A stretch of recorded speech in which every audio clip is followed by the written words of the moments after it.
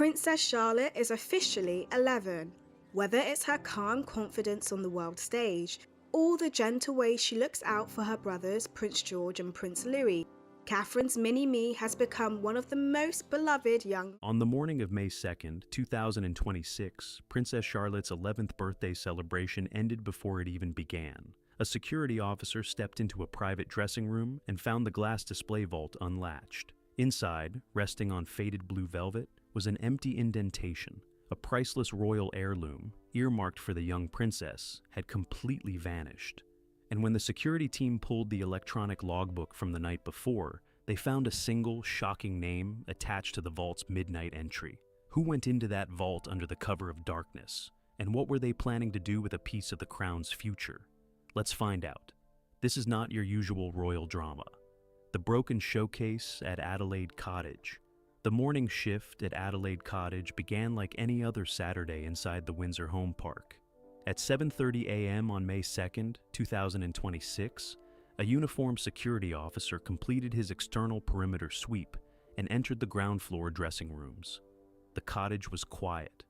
Upstairs, Princess Charlotte was asleep, waiting for her 11th birthday celebrations to begin later that morning. The officer walked the narrow corridor toward the private storage annex, carrying a digital scanner to log the security seals on the family's personal display cabinets. He stopped outside case number 4. The cabinet was built from solid English oak, with high tensile wire mesh embedded directly into the glass door. This specific case held the historical jewelry, traditionally loaned to the younger members of the Wales family for state events and official portraits. The officer held his scanner up to the digital locking mechanism. The LED light on the reader was pulsing amber instead of a solid green. He reached out and touched the brass handle. The heavy glass door slid open without resistance. The internal latch was completely unseated from its steel housing. Inside the case, nothing remained sitting on a small wooden pedestal, wrapped in dark blue velvet. The physical weight of the missing object had left a deep, sharp indentation in the fabric, showing the precise geometric outline of a 3-tiered diamond brooch. The officer did not use his radio.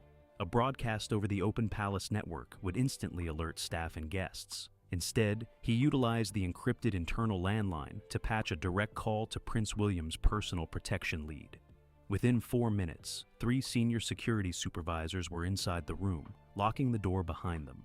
The missing item was the Hanoverian palmette cluster. The piece dates back to the 19th century and features 3 distinct diamond fronds radiating from a central cushion-cut stone. Unlike the crown jewels kept in the Tower of London, this brooch was not state property.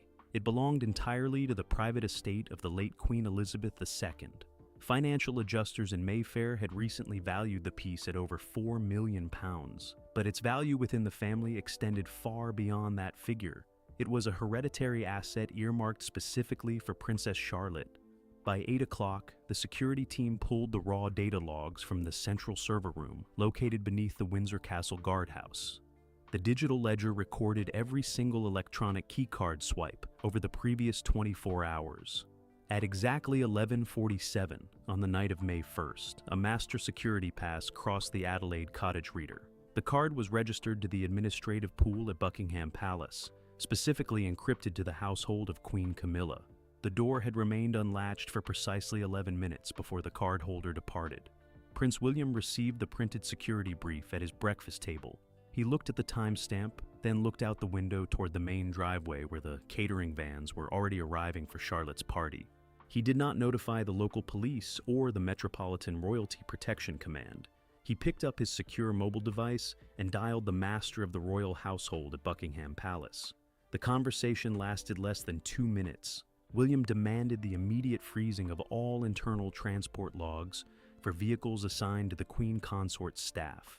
The presence of the Buckingham Palace keycard inside Adelaide Cottage revealed a significant vulnerability in the palace security network.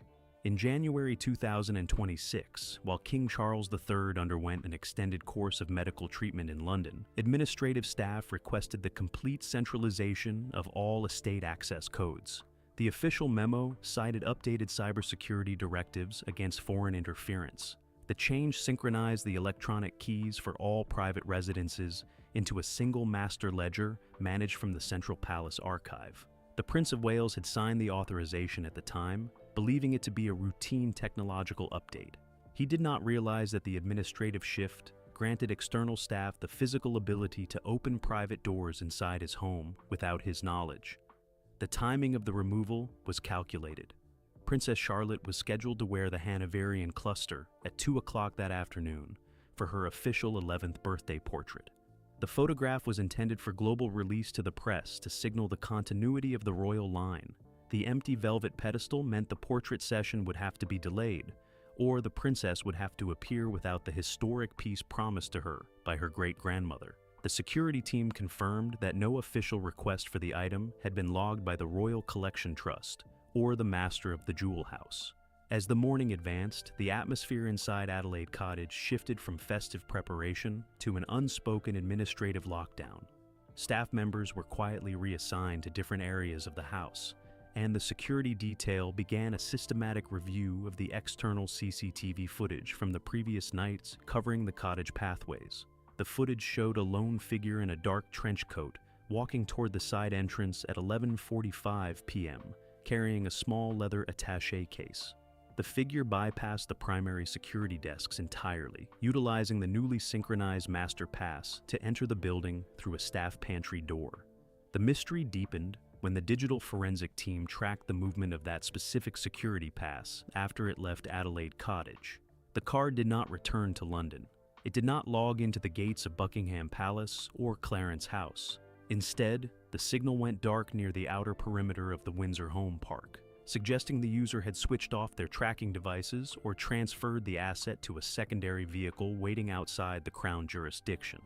Prince William stood in the hallway, looking at the empty display case, holding the printed electronic report. The birthday guests were due to arrive in less than 3 hours, and the piece of the Crown's future was moving away from the estate in the back of an unidentified vehicle. The legacy of the left behind. Letters. A black leather dispatch box sits on the lower shelf of the mahogany desk in the Balmoral Library. In August 2022, weeks before her death, Queen Elizabeth II used a silver fountain pen to initial a stack of blue parchment paper. These pages were not state documents. They did not pass through the hands of the Prime Minister or the Privy Council. They were private codicils. They governed the distribution of the personal assets she had accumulated over a 96-year lifetime. The late Queen was meticulous about her private property. She knew that state-owned treasures remained tied to the Crown, but her personal jewelry collection was hers to distribute. The blue papers contained specific instructions regarding Princess Charlotte. The Queen noted in writing that Charlotte possessed a rare dignity, a quality she wished to support through a direct inheritance. She explicitly listed 4 historic jewelry pieces that were to bypass the reigning king's wife entirely. The Hanoverian palmette cluster was the first item on that handwritten list. King George V bought the brooch from a private seller in 1923 to keep it out of the hands of parliamentary oversight committees. Because it was a private purchase, it bypassed the Crown estate regulations completely.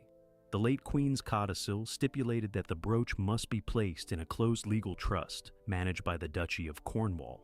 The terms were absolute. The piece was to remain in the vault until Princess Charlotte reached her 21st birthday. But legal trusts inside a royal household depend entirely on physical security. The documents were placed in the Central Archives at Windsor Castle, where they remained undisturbed for nearly 4 years. Then the palace's internal administrative structure changed. In January 2026, King Charles III began an extended medical leave in London to undergo specialized cancer treatments. His daily absence from the Windsor estate created an administrative vacuum.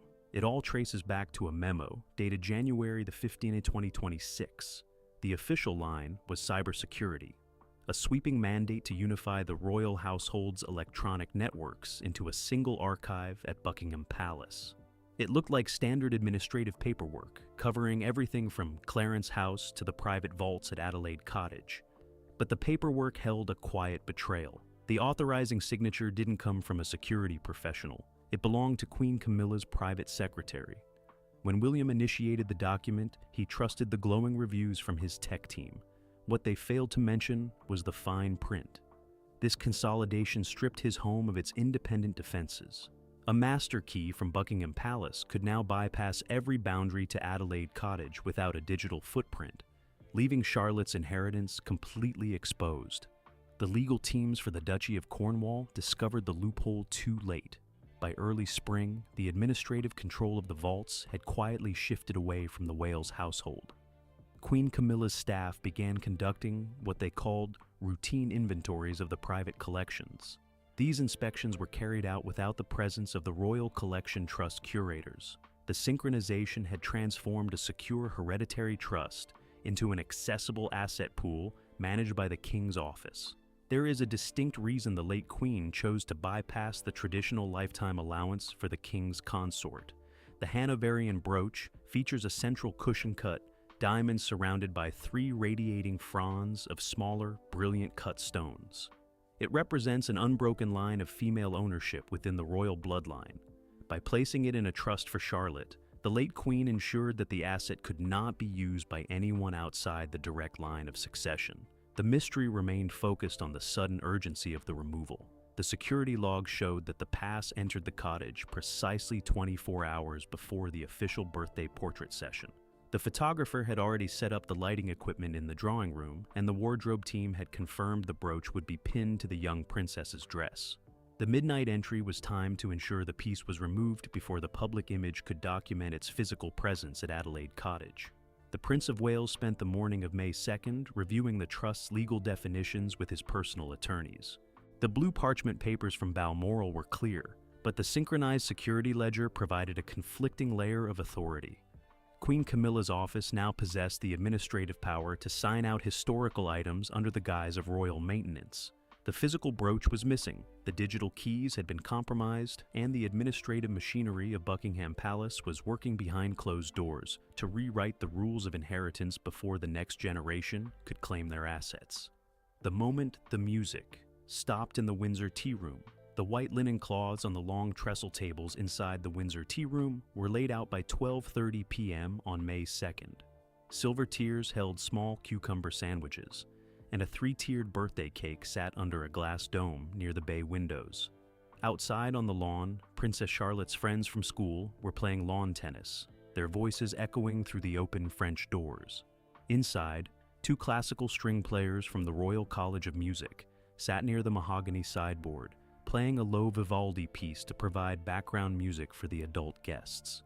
King Charles III sat at a circular table in the center of the room, dressed in a gray tweed jacket. He was resting his hands on a silver walking cane, talking quietly with a local diocese bishop. Queen Camilla sat directly to his left, her hands folded over a silk handbag on her lap. The gathering was small, restricted to 30 close family members and household staff, all arranged to celebrate the princess's 11th birthday before her afternoon portrait session. The double doors at the far end of the room swung open at exactly 1:15 p.m. Prince William walked across the parquet floor, bypassing the reception line where his private secretary stood. He did not remove his outdoor coat. In his right hand, he carried a single sheet of cream-colored paper, the forensic security printout from the Adelaide Cottage server room. He walked straight to the center table and placed the document flat on the linen cloth, directly over the king's gold-rimmed teacup. The paper showed the timestamp from 11:47 the previous night. It highlighted the specific serial number of the digital pass assigned to the Queen Consort's private office. William stood over the table, his arms straight at his sides. He did not lower his voice. He asked his father why an administrative employee from Buckingham Palace had utilized an emergency master key to clear out a private display case inside Adelaide Cottage while his family was asleep. The 2 musicians stopped playing mid-measure. The sudden silence in the room caused several guests near the buffet to turn around, their conversations cutting off instantly.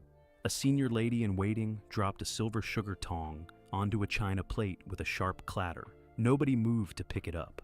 The school friends outside continued to laugh on the grass, but inside the tea room, the atmosphere became completely rigid.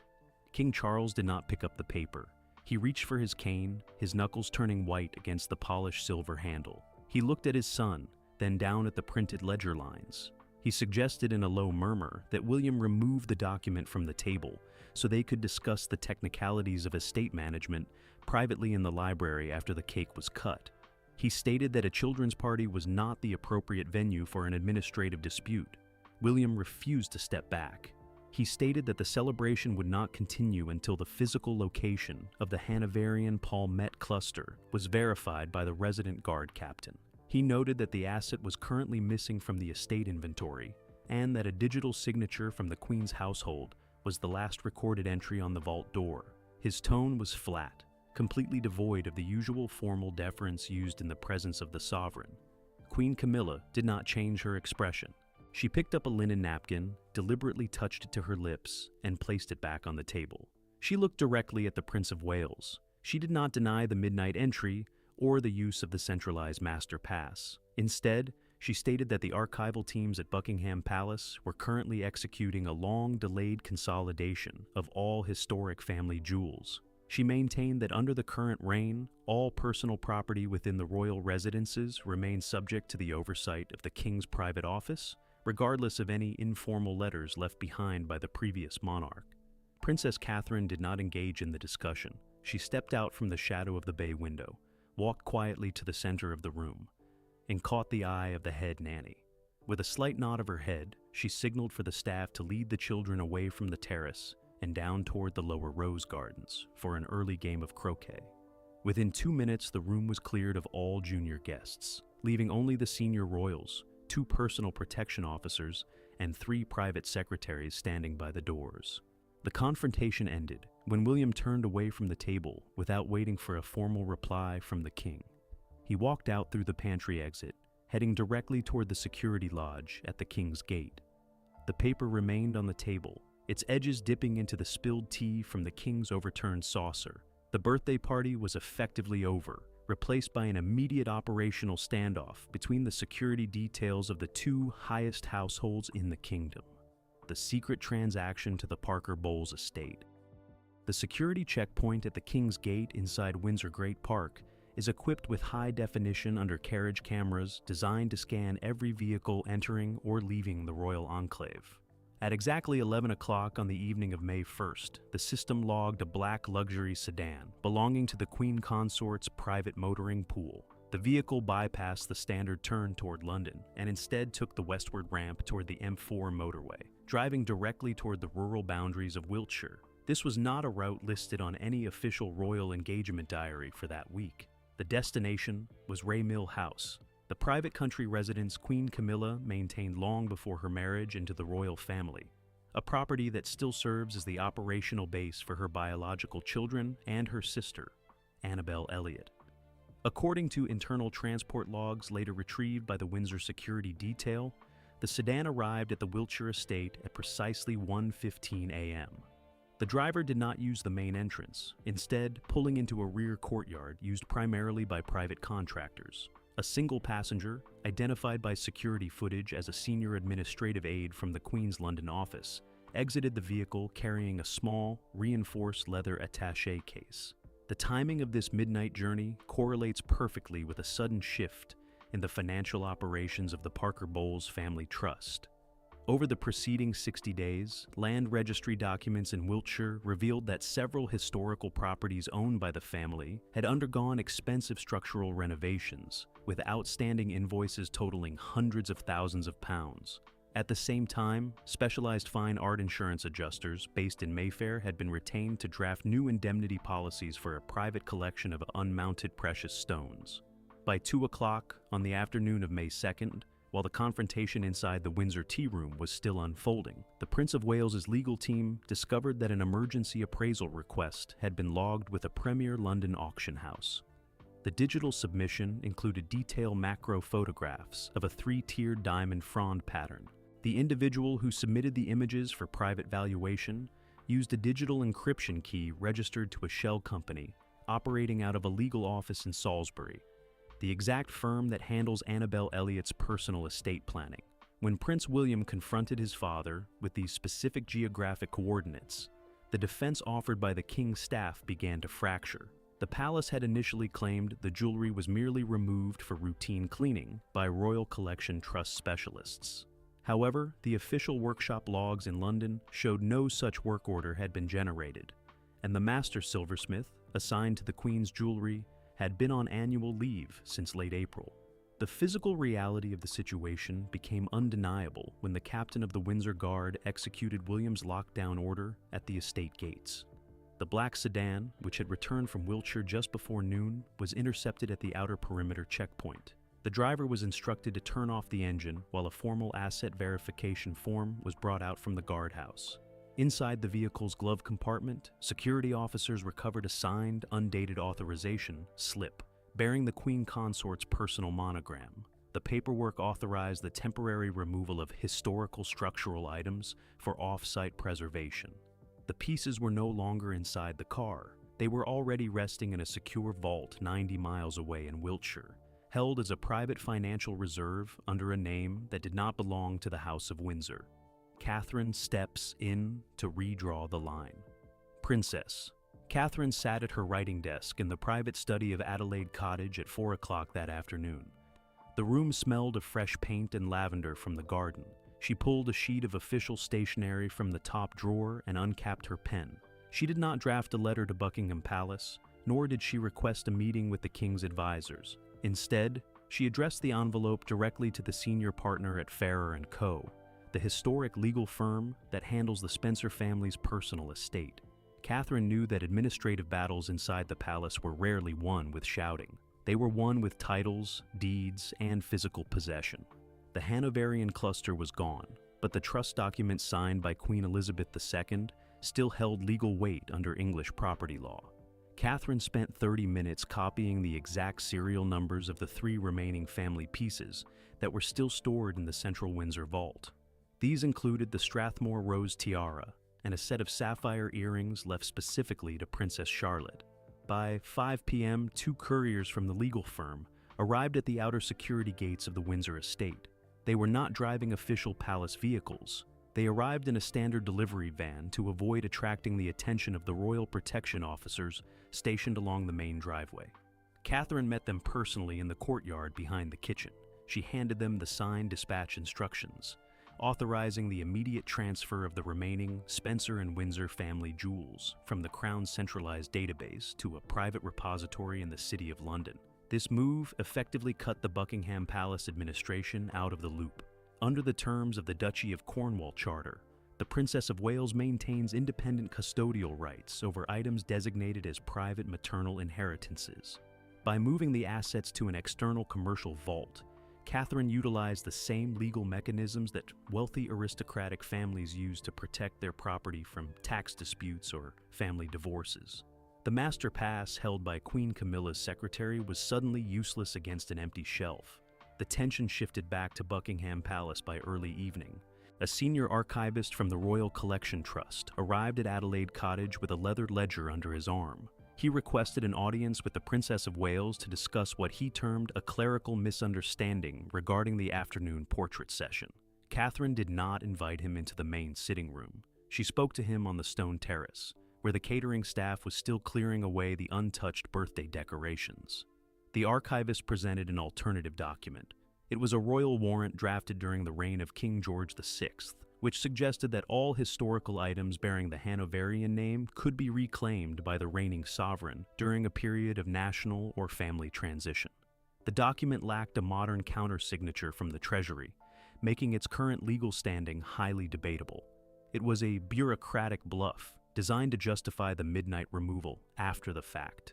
Catherine listened to the explanation without interrupting. When the archivist finished, she did not argue about the warrant's validity. She handed him a copy of the new deposit receipt from the London repository. She stated that the remaining pieces were now under the joint legal custody of the Spencer family trustees and the Duchy solicitors. Any attempt to access those vaults would require a formal High Court injunction, a process that would instantly put the entire family dispute into the public domain. The archivist left the estate within 15 minutes. The realization was beginning to set in among the King's administrative team that the situation had evolved past an internal family argument. By attempting to secure a private financial reserve for the Wiltshire estate, the Queen's office had inadvertently triggered a total partitioning of the family assets. The Wales household was no longer relying on palace protocol to protect their children's future. They were using the strict letter of common law. But a larger question remained unanswered. The security logs at the King's Gate recorded the return of the black sedan, but the Hanoverian brooch itself remained unaccounted for inside the Windsor perimeter. The Wiltshire firm representing Annabel Elliott had not withdrawn the private valuation request from the Mayfair auction house. The digital images of the diamond fronds were still sitting on the appraiser's desk in London, awaiting a final authentication signature from a recognized member of the royal household. At 7:30 p.m., a private helicopter landed on the cleared pad near the Windsor Royal Farms. Prince William climbed aboard, accompanied by a single legal counsel from the Duchy office. The flight plan was registered for a direct route to the private airfield near Salisbury, just 11 miles from the Ray Mill House estate. The Prince of Wales was not waiting for an administrative compromise from his father's staff. He was moving to confront the trustees of the Parker Bowles estate on their own ground, holding the original blue parchment letters written by Queen Elizabeth II, the airfield standoff, and the Wiltshire valuation. The twin-engine helicopter touched down on the tarmac at the private airfield outside Salisbury at exactly 8:15 p.m. The grass at the edge of the runway was wet with evening dew, and the sky was a dull, heavy gray. Prince William walked down the steps before the rotor blades stopped spinning, followed by his legal counsel, who carried a zip-locked folder containing the original Balmoral codicils. A single unmarked luxury SUV waited by the small hangar, its engine idling. The driver of the SUV was a retired protection officer who now handled private security for the Wiltshire properties. He did not open the door for the prince. Instead, he remained in the driver's seat, watching the two men approach through his side view mirror. William bypassed the passenger doors, walked to the driver's side window, and knocked twice on the glass. The window rolled down 3 inches. William handed the driver a copy of the Windsor Gate entry log and a high court summons drafted during the short flight from Berkshire.